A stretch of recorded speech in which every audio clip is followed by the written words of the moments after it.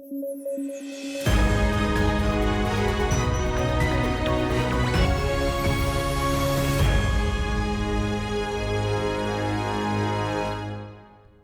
News at 9 programme में आपका स्वागत है। मेरा नाम है विरत दुबे। आइए नजर डालते हैं आज की हेडलाइंस पर। इंटरनेशनल ब्रेन रिसर्च ऑर्गेनाइजेशन की अध्यक्षा बनी शुभा तोले। Tata institute of fundamental research में करती हैं काम। विकासशील देश से संबंध रखने वाली पहली वैज्ञानिक। उमर अब्दुल्ला बने जम्मू कश्मीर के मुख्यमंत्री। यूटी बनने के बाद पहले मुख्यमंत्री बने हैं उमर अब्दुल्ला। मनोज सिन्हा ने दिलाई शपथ। और world survey on the role of women in development report हुई जारी। हर 5 साल पर यूएन विमेन करता है रिपोर्ट जारी। सामाजिक सुरक्षा के मामले में बड़े जेंडर गैप को दिखाया।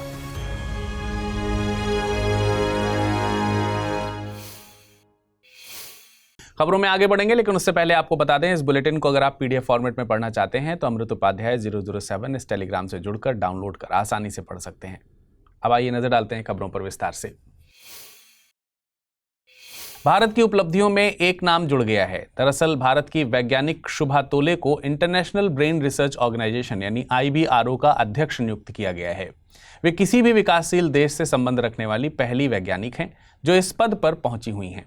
शुभा तोले वर्तमान में मुंबई स्थित Tata institute of fundamental research में ग्रेजुएट स्टडीज में डीन के तौर पर कार्यरत हैं। IBRO न्यूरोसाइंस ऑर्गेनाइजेशंस का एक ग्लोबल फेडरेशन है।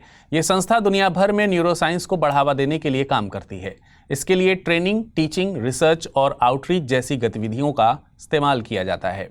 इसके मिशन में कुछ महत्वपूर्ण पॉइंट्स शामिल हैं, जैसे ब्रेन और नर्वस सिस्टम से जुड़े सभी क्षेत्रों में रिसर्च को बढ़ावा देना, दुनिया भर में वैज्ञानिक ज्ञान के आदान प्रदान और अंतर्राष्ट्रीय सहयोग को बढ़ावा देना, वैज्ञानिकों को उनके पेशेवर करियर के विकास में सहायता प्रदान करना, ब्रेन रिसर्च से संबंधित जानकारी के प्रसार में सहयोग करना।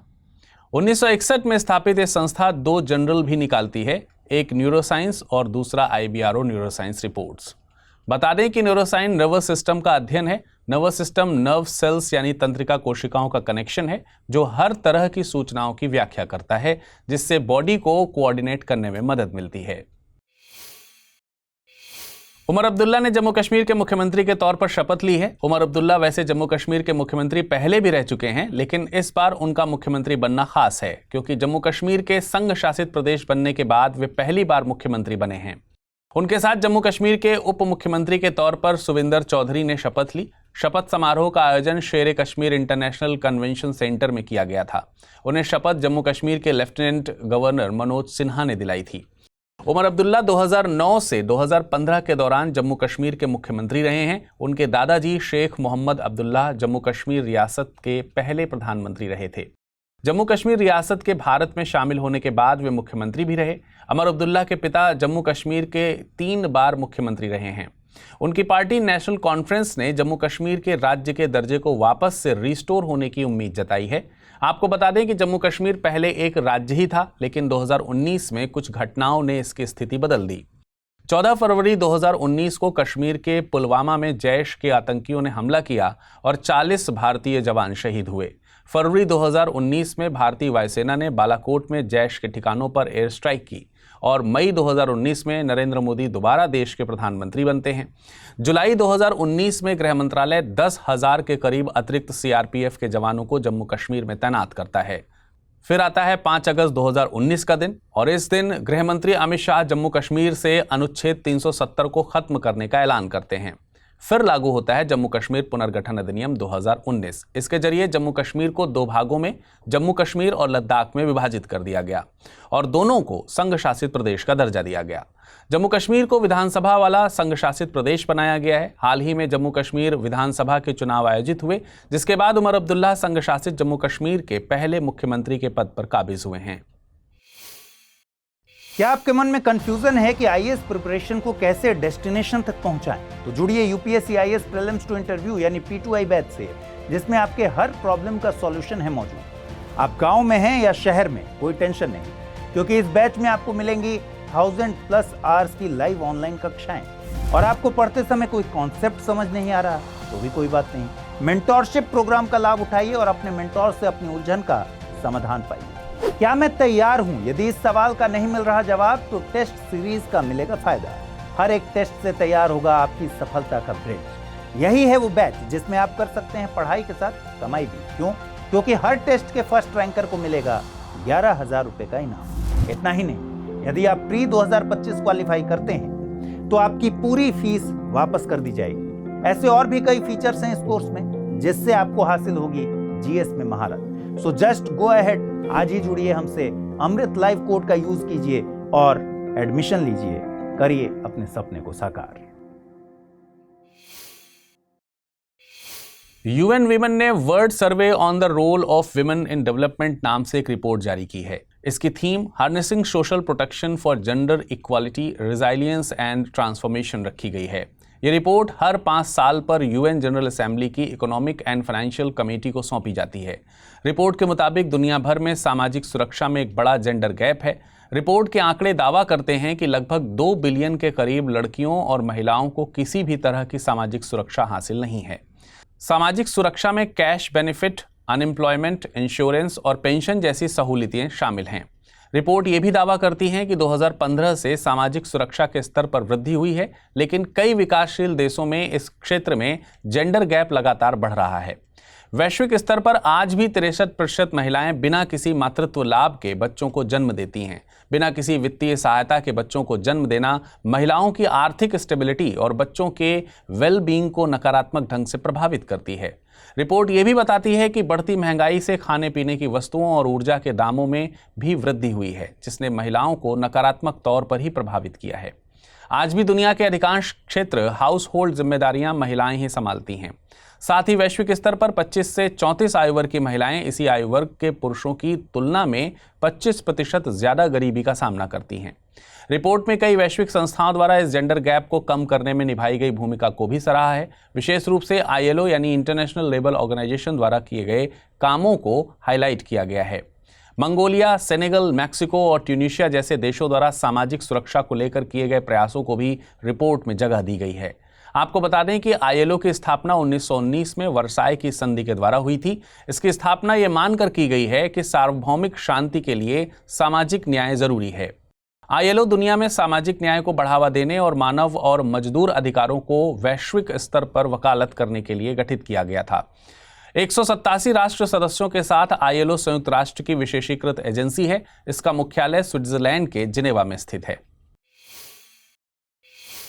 केंद्र सरकार ने आर्टिफिशियल इंटेलिजेंस के 3 सेंटर ऑफ एक्सीलेंस COE के गठन की घोषणा की है। ये COEs स्वास्थ्य, कृषि और सतत शहरों के लिए गठित किए जाएंगे। स्वास्थ्य के क्षेत्र में COE को एम्स और IIT दिल्ली द्वारा, कृषि के क्षेत्र में IIT रोपड़ और सतत शहरों के COE को IIT कानपुर के द्वारा लीड किया जाएगा।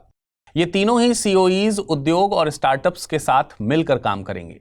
देखिए, यूनियन बजट 2023-24 में 990 करोड़ रुपए के बजट के साथ 2023-24 और 2027-28 के दौरान AICOEs के गठन का प्रस्ताव किया गया था।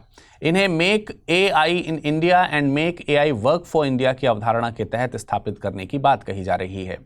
सरकार के मुताबिक COEs के कई लाभ देखने को मिलेंगे। मसलन ये कंपनीज स्थापित करेंगे, टैलेंट को सपोर्ट करेंगे और रोजगार के अवसर सृजित करने की भी उम्मीद की जा रही है। COEs के गठन को सही ढंग से लागू करने के लिए श्रीधर वेम्बू की अध्यक्षता में एक समिति भी गठित की गई है। श्रीधर वेम्बू जोहो के संस्थापक और CEO हैं। उन्हें सरकार ने UGC का सदस्य भी नियुक्त किया है। अब आइए एक नजर डालते हैं आज के टर्म ऑफ द डे पर। आज का टर्म ऑफ द डे है सिलिकॉन वैली। देखिए, ये तो आपको मालूम ही होगा कि भारत के बेंगलुरु और USA में कैलिफोर्निया को सिलिकॉन वैली कहा जाता है। लेकिन कभी आपके मन में यह सवाल आता है कि इन शहरों को सिलिकॉन वैली ही क्यों कहा जाता है? एल्युमिनियम वैली, गोल्ड वैली या फिर आयरन वैली क्यों नहीं कहा जाता? सिलिकॉन वैली शब्द का पहली बार इस्तेमाल इलेक्ट्रॉनिक न्यूज़ ने अपने कवर पेज पे किया था। इसका इस्तेमाल डॉन फ्लेपर द्वारा किया गया था। ये सेमीकंडक्टर के इतिहास को कवर कर रहे थे। धीरे धीरे ये शब्द तकनीक और बाद में बड़ी तकनीक वाली कंपनीज से जोड़कर देखा जाने लगा। अब जहां भी बड़ी IT कंपनीज के ज़्यादातर हेडक्वार्टर्स स्थित होते हैं, उस क्षेत्र को सिलिकॉन वैली कहा जाता है। ये क्षेत्र IT कंपनीज के हब के तौर पर विकसित होते हैं। जैसे भारत में बेंगलुरु में लगभग हर बड़ी टेक कंपनीज के हेडक्वार्टर्स स्थित हैं। लेकिन सवाल अभी भी वही है कि डॉन होपलर ने इस क्षेत्र को सिलिकॉन वैली क्यों कहा? IT इंडस्ट्रीज के लिए मशहूर इन शहरों को सिलिकॉन सिटी या सिलिकॉन वैली कहे जाने के पीछे कारण छिपा है कंप्यूटर के चिप में। कंप्यूटर के चिप बनाने में सिलिकॉन नाम की धातु का इस्तेमाल किया जाता है। बस इसीलिए आईटी सेक्टर वाले इस क्षेत्र के लिए सिलिकॉन वैली वर्ड यूज करते हैं। चलिए अब नजर डालते हैं आज की रैपिड न्यूज पर। हर साल 16 अक्टूबर को विश्व खाद्य दिवस मनाया जाता है। इस दिवस की शुरुआत 1789 में एफएओ यानी खाद्य एवं कृषि संगठन द्वारा की गई थी। इसे 1945 में संयुक्त राष्ट्र खाद्य और कृषि संगठन की स्थापना के उपलक्ष्य में मनाया जाता है। यह एक वैश्विक पहल है जो सरकारों, संगठनों और व्यक्तियों को भूख और कुपोषण जैसी समस्या से निपटने के लिए एक साथ लाती है। इस वर्ष की थीम बेहतर जीवन और बेहतर भविष्य के लिए भोजन का अधिकार रखी गई है। प्रधानमंत्री नरेंद्र मोदी अंतर्राष्ट्रीय अभिधम्म दिवस पर आयोजित एक समारोह में हिस्सा लेंगे। इस कार्यक्रम का आयोजन 17 अक्टूबर को भारत सरकार और अंतर्राष्ट्रीय बौद्ध परिसंघ द्वारा किया जाएगा। ऐसा माना जाता है कि बुद्ध ने अभिधम्म का उपदेश सबसे पहले तावतिमस स्वर्ग के देवताओं को दिया था। इसी उपदेश के बाद भगवान बुद्ध ने स्वर्ग से सीधे संकिसा में अवतरण लिया था। इसी की याद में यह दिवस मनाया जाता है। इसका संबंध मुख्य रूप से बौद्ध धर्म की थेरवाद शाखा से है। संकिसा वर्तमान में उत्तर प्रदेश के फर्रुखाबाद जिले में संकिसा बसंतपुर के नाम से प्रसिद्ध है। भगवान बुद्ध की अभिधम्म पर शिक्षाएं मुख्य रूप से पाली भाषा में ही उपलब्ध हैं। हाल ही में पाली को 4 अन्य भाषाओं के साथ शास्त्रीय भाषा का दर्जा दिया गया है। राष्ट्रपति द्रौपदी मुर्मू 3 देशों अल्जीरिया, मॉरिटानिया और मलावी के दौरे पर हैं। इस दौरान उन्हें अल्जीरिया में डॉक्टरेट की उपाधि से सम्मानित किया गया। अल्जीरिया उत्तरी अफ्रीका में स्थित एक देश है। इसे आधिकारिक तौर पर People's Democratic Republic of Algeria के नाम से जाना जाता है। यह क्षेत्रफल की दृष्टि से अफ्रीका का सबसे बड़ा देश है और दुनिया का 10वां बड़ा देश है। इसका 90% हिस्सा रेगिस्तान है। इसकी सीमा ट्यूनीशिया, लीबिया, नाइजर, माली, मॉरिटानिया और मोरक्को से मिलती है। हाल ही में 5वें राष्ट्रीय जल पुरस्कार के विजेताओं की सूची की घोषणा की गई है। 2023 के लिए 9 श्रेणियों में संयुक्त विजेताओं सहित 38 विजेताओं की घोषणा हुई है। इन श्रेणियों में सर्वश्रेष्ठ राज्य, सर्वश्रेष्ठ जिला, सर्वश्रेष्ठ ग्राम पंचायत आदि शामिल हैं। इसमें सर्वश्रेष्ठ राज्य की श्रेणी में प्रथम पुरस्कार ओडिशा को दिया गया है। इसके बाद दूसरे स्थान पर उत्तर प्रदेश है और तीसरा स्थान संयुक्त रूप से गुजरात और पुडुचेरी को मिला है। इन पुरस्कारों को राष्ट्रपति की मौजूदगी में 22 अक्टूबर को दिया जाएगा। इन पुरस्कारों की शुरुआत 2018 में की गई थी। हाल ही में केंद्रीय स्वास्थ्य मंत्री जगत प्रकाश नड्डा ने ICDRA यानी international conference of drug regulatory authority के 19वें संस्करण का उद्घाटन किया था।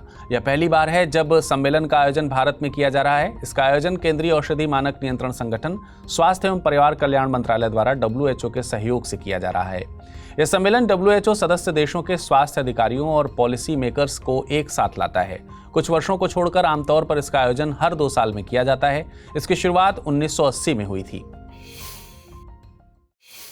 अब आइए नजर डालते हैं आज के बुलेटिन पर बनने वाले प्रश्नों पर। पहला प्रश्न है, क्षेत्रफल के आधार पर अफ्रीका का सबसे बड़ा देश कौन सा है? अल्जीरिया, इजिप्ट, कांगो या फिर डेमोक्रेटिक रिपब्लिक ऑफ कांगो? अगला प्रश्न है, जम्मू कश्मीर के संबंध में निम्नलिखित कथनों पर विचार कीजिए। उमर अब्दुल्ला संघ शासित प्रदेश जम्मू कश्मीर के पहले मुख्यमंत्री बने हैं। जम्मू कश्मीर को भारत में हमेशा से संघ शासित प्रदेश का दर्जा हासिल था। उपरोक्त में से सही कथन या कथनों का चुनाव कीजिए। केवल 1, केवल 2, 1 और 2 दोनों, ना तो 1 ना ही 2। अब आइए एक बार नजर डालते हैं पिछले बुलेटिन पर पूछे गए प्रश्नों पर और जानते हैं उनके सही उत्तर। पहला प्रश्न था, हाल ही में भारत ने किस देश के साथ प्रेडेटर ड्रोन के लिए समझौता किया है? फ्रांस, इजराइल, USA या फिर रूस? इसका सही जवाब है विकल्प C यानी USA। अगला प्रश्न था, अंतर्राष्ट्रीय ग्रामीण महिला दिवस का आयोजन किस दिन किया जाता है? 15 अक्टूबर, 16 अक्टूबर, 17 अक्टूबर या फिर 18 अक्टूबर? इसका सही जवाब है विकल्प A यानी 15 अक्टूबर। आज के बुलेटिन में फिलहाल इतना ही। मुलाकात करेंगे फिर कल कुछ नई खबरों के साथ। तब तक अपना ख्याल रखिएगा। धन्यवाद।